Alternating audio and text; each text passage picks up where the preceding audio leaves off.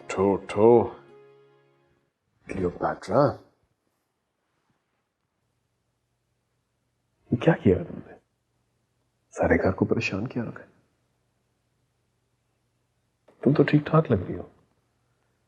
मुझे तो बताया गया था तुम्हारे सर पे कोई कब्रिस्तान का साया सवार है।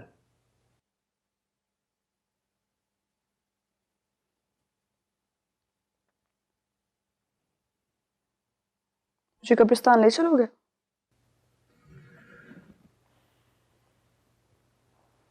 क्यों जाना चाहती हो कब्रिस्तान?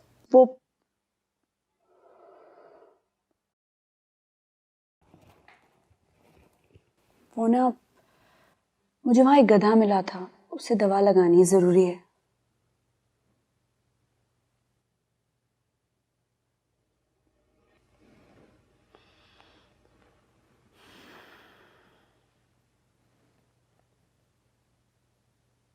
चलो।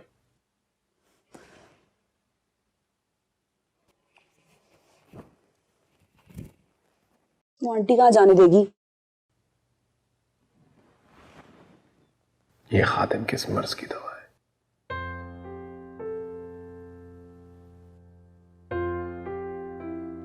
चलो।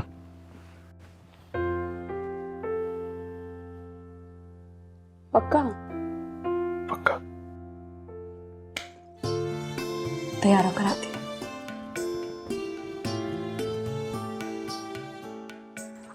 मेरा एतमाद करें, मैं उसको ले जाऊंगा और लेकर वापस भी आऊंगा।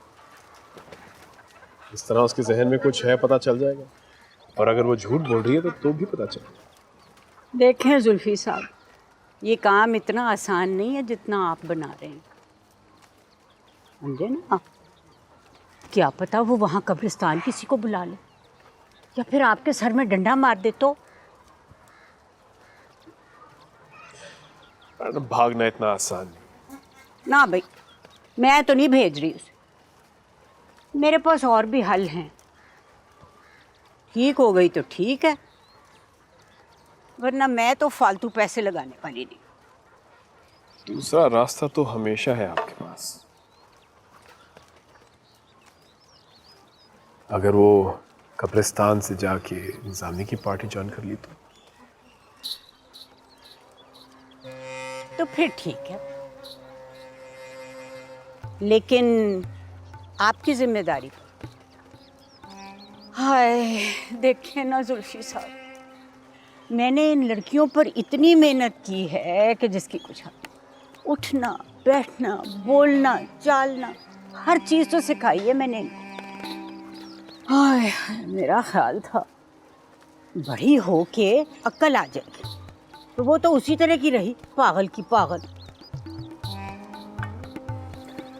मैं गारंटी देता हूँ। तो फिर ठीक है।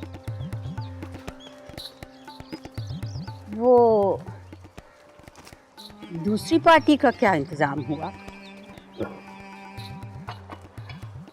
आपके खादिम ने सब कुछ कर दिया। हाय जुल्फी साहब, अगर सारी दुनिया के लोग आपकी तरह बोले तो फिर क्या ही मजा है। चीनी और ले। बिस्किट लीजिए ना, लीजिए लीजिए।